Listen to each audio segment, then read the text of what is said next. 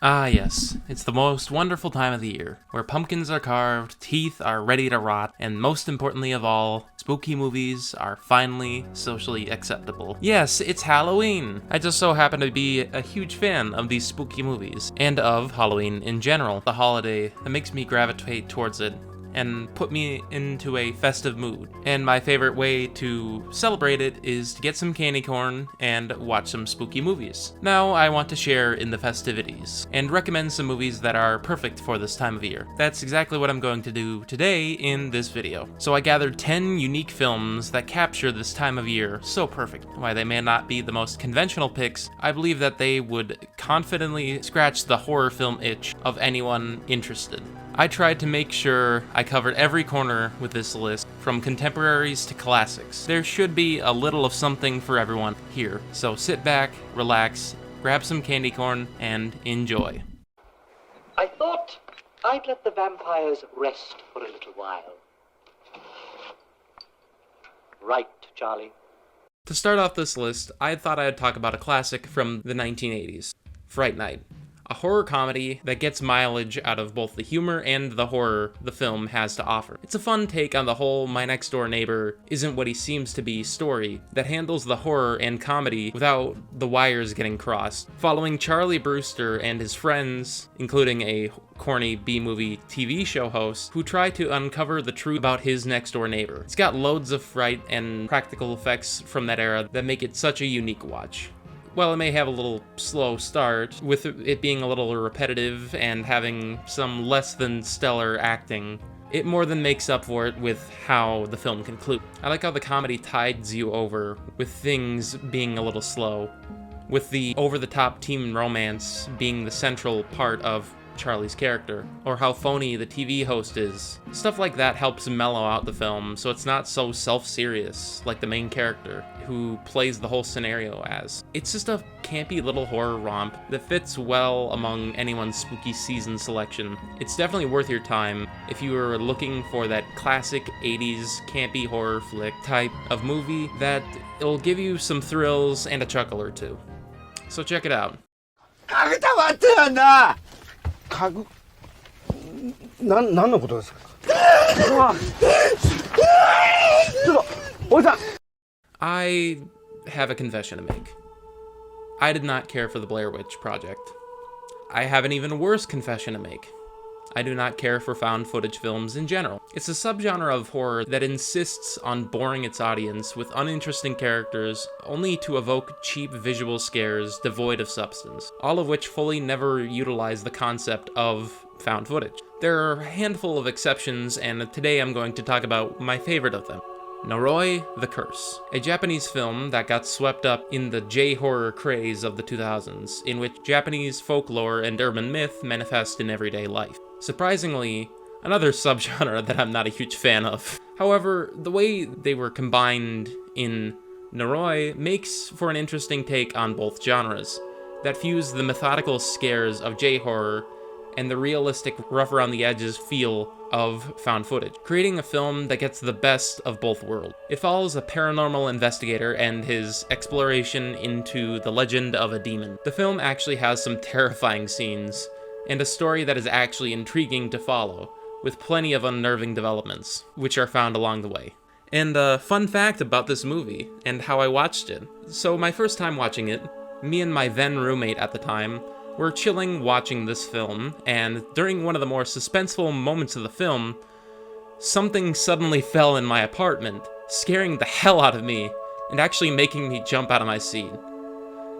So yeah, it's kind of that kind of movie, which is, you gotta see to believe it. So go see it. Where the hell did you come from? Did you just hide? Are you not the babysitter? Speaking of movies boring the shit out of you, here's a movie that is deliberately crafted to bore the shit out of you, and lull you into feeling secure. But are things as secure as The House of the Devil presents them?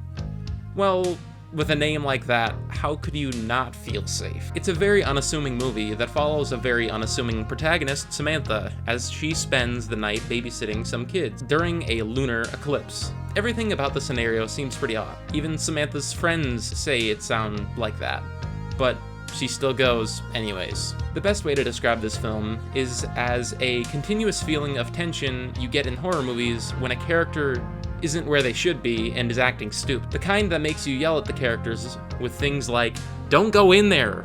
Don't get out of there! Come on!" It's not all boring, because it definitely has that tension lurking throughout, not because of her actions, but because of who's watching it and where the camera's placed. And in doing so, it denies you thrills that traditionally come from this type of movie by taking that placement in action. Its focus is on making you feel unsettled, more than giving you a constant feed of engaging actions, which makes it opt for mundane ones instead. There's a lot more to this movie than what I'm describing it as, but it's hard to talk about without giving much away. Although it's interesting that the main focus of the film makes you feel like, why am I watching this? The House of the Devil has a lot more than what meets the eye, so be prepared and check it out. John knows. Is that it, Harry?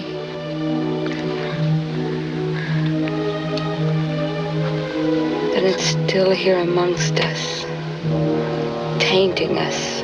Oh boy, time to bring out my inner film nerd with this one. Charles Laughton's Night of the Hunter is an unparalleled work, one that brings out the beauty of the silent era into the world of sound. To sum up why this film is so beloved years after its critical and commercial failure is for two reasons. One is the gorgeous visual style, and the other is the legendary performance of Robert Mitchum as the false preacher Henry Powell. Full of fantastical images that tap into the same vein of expressionist film, it makes for a dreamy nightmare out of the Depression-era South. It contorts the bare structures and natural environments of the Depression-era South to make it feel unreal, abandoning conventional logic and painting a world full of symbols, one that the main characters have to navigate through.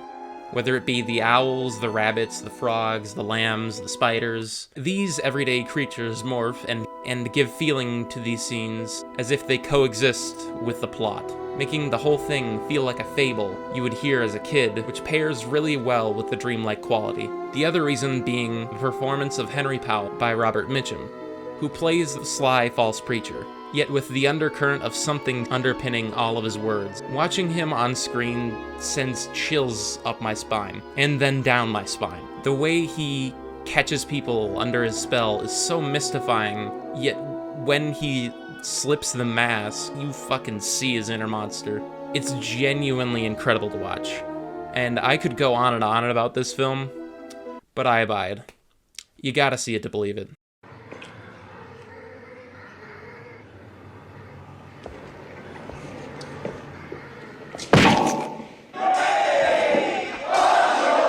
Guillermo del Toro is one of the biggest names in horror today, but I feel his film debut, Cronos, does not get enough credit who he is as a director. It tells the age-old Faustian tale through the life of Jesus Gris, who has the ability to attain youth through vampiric means, which attracts unwanted attention that may put his life out of order, and the life of his family as well. The film works on a fine balance between the fleshy horror of Jesus' transformations and the swooning heart and haunting theatrics of Golden Age horror flicks. The film's biggest draw for me is the way it humanizes the monster Jesus becomes, and how his transformation affects him and the ones around him. The transformations themselves can be pretty horrific, and at times painful to look at. Thankfully, they are sparingly used, opting for more subtle changes than outright reconfigurations. Yet the film still treats him with humanity and dignity, similar to those Golden Age horror flicks, especially when it comes to his relationship with his granddaughter, and how he wants to protect her from the De La Guardias. It's an interesting film to watch, considering the seamless fusion of multiple horror tropes, and to see where someone like Del Toro got his start. So if your cup of tea, enjoy. Also, it has Ron Perlman speaking Spanish, so if that's a thing you need in your life, then this film is specifically for you, I guess.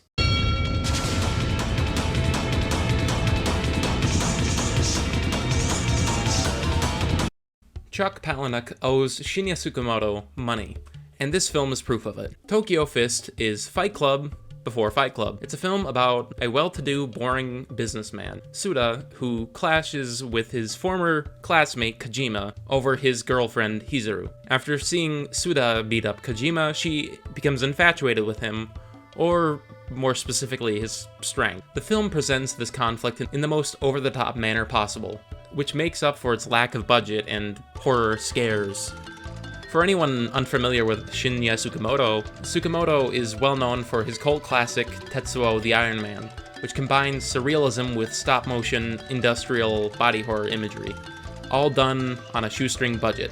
He's also probably one of the few people who could have his style properly described as David Lynch meets David Cronenberg. However, with this film, there's an emphasis on how surreal it handles Suda's crisis and much of the character interactions, putting the body horror elements to the wayside. His strange possession to become a boxer is an attempted metamorphosis that is fascinating to watch, as he tries to tap into his primal anger, and we see him use it through the film, both in and out of the ring. So the film serves as an exhibit on this primal anger and the power dynamics surrounding, all channeled through the sport of boxing, making it one of the few boxing horror movies to exist. Doing so with over-the-top fights, bouts of anger, mysterious dialogue, and frantic, hyper-violent action, all culminating in one film that is hell of a strange watch. So watch it. La casa se está quemando. Maria.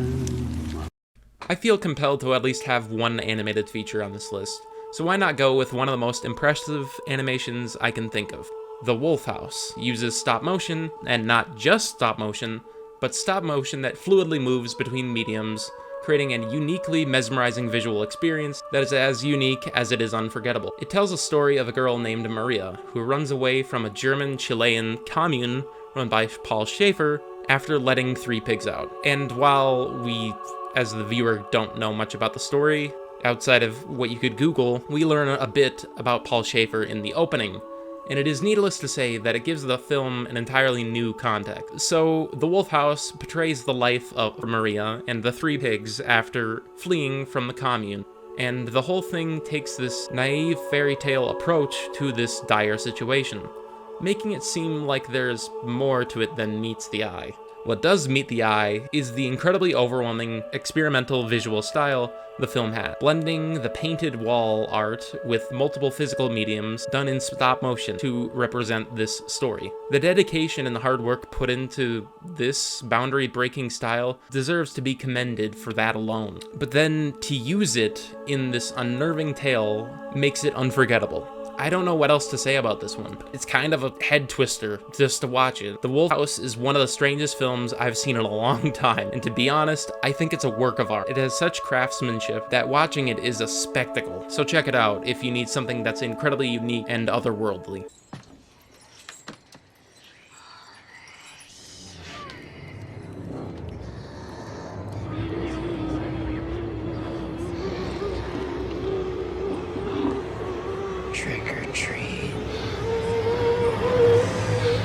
I feel like nothing screams Halloween like Trick or Treat, unless you're talking about Scream or Halloween. It's one of those cult classics that I think deserves its status as a Halloween staple. It just captures the mood of the holiday so well, with the atmosphere, the staging, and the way it works with seasonal tropes to create this horror comedy. It's a lot of fun and captures all things that make horror movies special. The film is an anthology film following several different plot points that weave around people celebrating Halloween, whether it's going to parties, trick-or-treating, paying respects to the dead, or just hanging out with your dog. It's all there on film. But seriously, this film is a whole lot of fun. I'm surprised it took me so long to get to it, but I was pleasantly surprised when I threw it on. It's got all the campy aspects of horror films packed into it that you'd need. From the spooky atmosphere to the playful mischief on screen, there's a lot to be enjoyed with Trick or Treat. So watch it, damn it. Pervert. Filthy, slimy pervert. I feel like a horror movie video wouldn't be complete without at least mentioning one Giallo film. So that's what I'm gonna do. I'm gonna advocate for Tenebre as my pick. Why, you may ask? The soundtrack. Okay, I'm gonna be honest, the soundtrack. Okay, not just that. The movie has a lot more going for it than just the killer soundtrack, although the soundtrack kicks ass. Granted, not a whole lot in the story department. I mean, it is interesting to watch, but it's not its strong suit. Outside of the typical black glove killer trope that is seen in all of these giallo films, the only thing that makes this film's story distinct is how tongue-in-cheek it is about its tropes, doing this with dialogue and scenarios that give some subtle commentary on them while still having the film fall into them, which is interesting and definitely leads to some interesting plot developments later on. But that's not what I'm talking about. But that's not what makes me enjoy this film. What makes me enjoy this film is the visual style. It's flashy, over the top, and bursting with visual flair. While it may not be as over the top as other Argento films, it uses those same trademarks to create a more subdued version of it, playing less with bright neon lights and more with over-exaggerated camera movements and camera placement, specifically with scenes involving the killer and all of the chase made of catching him. It adds intensity and bridges the gap between the mundane daytime sections of the story. It's a pretty campy slasher, and the story kind of gets dry at times, but I think the film strikes a balance between those two things and still makes for a damn entertaining film. So watch it. You are one. You can't escape from yourself. To end this list, I thought I'd go for a new release in theaters, since nothing compares to watching a horror movie with a packed crowd, which is how I watched The Substance. To accurately describe this movie in the dumbest terms possible, it is David Cronenberg's Barbie, or more accurately, Stuart Gordon's Freaky Friday. The Substance is a horror comedy that takes a lot of satirical swipes at modern fame and beauty culture of our era. It's probably the strongest anti-Ozempic and anti-Botox ads I've ever seen. It follows an aging star named Elizabeth Sparkle as she tries to return to her former glory and experience fame all over again with the help of the substance. The story plays into these satirical elements pretty well, while leaving plenty of room for the visceral practical effects to have an impact on you. Although it's not subtle in the slightest. The satire the film displays is so over the top, you can't help but laugh at some points of the story, especially with like Dennis Quaid's character and all of the over the top imagery it has. Feels like something that would be on Adult Swim that got extended into a full feature. It has that same esoteric, surreal, comedic value to it, doing that in a way that allows for the comedy to shine through equally as the queasy horror, kind of switching between those two depending on the audience. The practical effects of the film are super fleshy and disgusting looking. I mean that in a good way, by the way. It's shocking the lengths that this film goes to make your stomach churn. It's a film that evokes comedy and horror in equal parts, and will have you either laughing or horrified, or sometimes both, making the theatrical experience that unique just to see how people react. So drive to your theater and hope it's still there, because it's worth seeing there. Just that variance alone. Also, I gotta say this, I was really disappointed that they played no Sophie song throughout the film. Such a wasted opportunity. Thank you for watching. Hopefully after hearing me go through these movies, you found something new to watch. Even if you didn't, I hope you enjoy the holidays and have some fun. Take a break from the screen, enjoy some trick-or-treating, partake in some parties, or even just have some candy corn, fuck it. Happy Halloween, everyone.